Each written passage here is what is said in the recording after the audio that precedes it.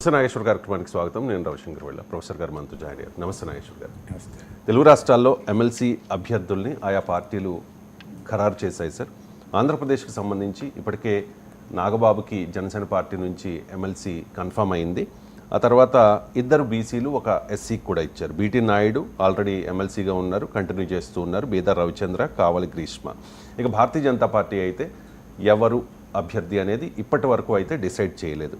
And తెలంగాణకు వచ్చేసి అద్దంకి దయాకర్, శంకర్ నాయక్, విజయశాంతికి అవకాశం ఇచ్చారు. బీఆర్ఎస్ పార్టీ దాసోజు శ్రవణ్కి అవకాశం ఇస్తే సిపిఐ నెల్లికంటి సత్యానికి ఇచ్చారు. తెలుగు రాష్ట్రాల్లో ఎమ్మెల్సీ అభ్యర్థుల ఖరారు మీద మీ కామెంట్ అంటే ఒకటి మిత్రపక్షాలకు ఒక రకంగా ఇచ్చిన కమిట్మెంట్లను రెండు రాష్ట్రాల్లో కూడా రాజకీయ పార్టీలు హానర్ చేశాయి. తెలంగాణలో కూడా చాలా చర్చ జరిగింది. మీకు ఎవరికి ఇస్తారు, సిపిఐకి ఇస్తారా ఇవ్వరా, ఎలక్షన్స్ అప్పుడు అండర్స్టాండింగ్ ఏంటంటే 1 ఎమ్మెల్యే ఇస్తున్నాం కనుక 2 ఎమ్మెల్సీలు ఇవ్వాలి అని. ఇక్కడ వాళ్ళు 2 ఎమ్మెల్సీలు అడిగారు. అడిగినప్పుడు 2 సాధ్యం కాదు అన్న అగ్రిమెంట్లో భాగంగా ఉదాహరణకు వాళ్ళు ఇప్పుడు కొత్తగూడెం అడిగారు, బెల్లంపల్లి కూడా అడిగారు. బెల్లంపల్లి కాదు, మునుగోడు అడిగారు. సో ఇలా సిపిఐ ఆల్టర్నేటివ్గా 4-5 సీట్లు కూడా ఇచ్చింది. కానీ కాంగ్రెస్ పార్టీ 1 సీటు దగ్గరే ఆగింది. వాస్తవంగా బీఆర్ఎస్తో మునుగోడు ఉప ఎన్నిక తర్వాత కూడా ఈ చర్చలు జరిగాయి. బీఆర్ఎస్ వాళ్ళు కూడా 1 సీటు ఇస్తామని పట్టుబట్టారు. 2 సీట్లు కావాలని సిపిఐ సిపిఎం అడిగారు. బీఆర్ఎస్తో తెగతెంపులు చేసుకుని కాంగ్రెస్తో కలిసినాక కూడా అదే డిమాండ్ పెట్టారు. ఆ డిమాండ్కు చివరిగా సిపిఐ అంగీకరించి 1 ఎమ్మెల్యే 2 ఎమ్మెల్సీలకు అంగీకరించారు. సిపిఎం అది కూడా అంగీకరించక వేరే పోటీ చేస్తారు. వాళ్ళు ఎక్కడ సీట్లు గెలవలేదు. సో అందువల్ల కాంగ్రెస్ పార్టీ రాష్ట్ర రాజకీయాలు దృష్టిలో పెట్టుకునే కాదు, జాతీయ రాజకీయాలని కూడా దృష్టిలో పెట్టుకొని తమ మిత్రపక్షాలకు ఇచ్చినటువంటి కమిట్మెంట్ను హానర్ చేసింది. అది మంచి పరిణామం. ఎందుకంటే మిత్రపక్షాలకు మధ్య ఒక సయోధ్య కుదరకపోతే ఏమవుతుంది అనేది మనకు హర్యానా ఎన్నిక చూసాం, ఢిల్లీ ఎన్నికలు చూసాం. కాంగ్రెస్ పార్టీ పైన తీవ్రమైన విమర్శ కూడా సమాజ్వాదీ పార్టీ నుంచి మొదలుకొని నేషనల్ కాన్ఫరెన్స్ ఫరూక్ అబ్దుల్లా లడో బీచ్ మే లడో అని ఆయన ట్వీట్లు కూడా పెట్టాడు. మమతా బెనర్జీ అందరూ కూడా కాంగ్రెస్ పార్టీని వేలెత్తి చూపేది. కాంగ్రెస్ బలంగా ఉన్న చోట మిత్రపక్షాలను ఖాతరు చేయడం లేదు. రాజకీయంగా తన అతి విశ్వాసానికి పోయి దెబ్బతింటోంది అనే విమర్శలు వస్తున్నాయి.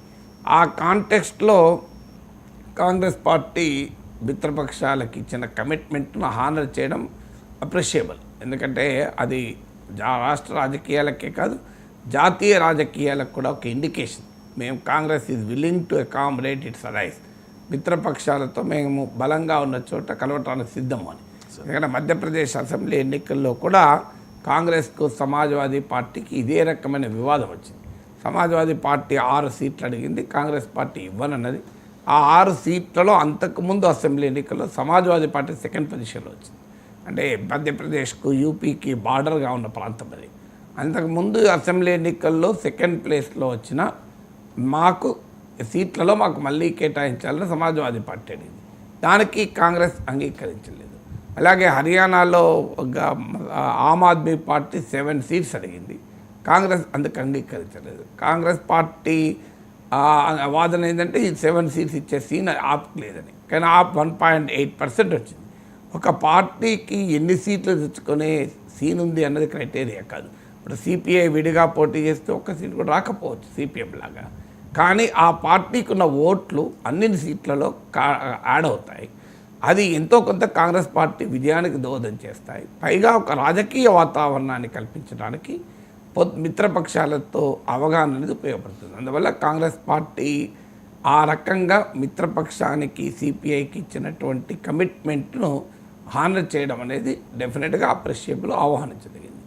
ఇక ఆంధ్రప్రదేశ్లో కూడా ఈ చర్చ నడుస్తుంది. అంటే టీడీపీ జనసేనల మధ్య గ్యాప్ పెరుగుతుందా, బీజేపీ జనసేన టీడీపీల మధ్య గ్యాప్ ముఖ్యంగా బీజేపీ టీడీపీ మధ్య గ్యాప్ పెరుగుతుందా అని. ఇటీవల ఉత్తరాంధ్ర ఉపాధ్యాయ ఎన్నిక అందుకు ఉదాహరణ. బీజేపీ గాజ శ్రీనివాసులు నాయుడుకు మద్దతు ఇస్తే టీడీపీ జనసేనలు రవిచంద్రకు మద్దతు ఇచ్చాయి. దీనిపైన తెలుగుదేశానికి అనుకూలంగా ఉండే విశ్లేషకులు, పాత్రికేయులు కూటమి 2 అభ్యర్థులకు బలపరిచింది, ఇద్దరిలో ఎవరు గెలిచినా కూటమి అభ్యర్థి అంటూ కొత్త భాషలు చెప్తున్నారు. డెమోక్రటిక్ ఎలక్షన్లో ఎక్కడా పార్టీ కానీ కూటమి కానీ 2 అభ్యర్థులకు బలపరచదు.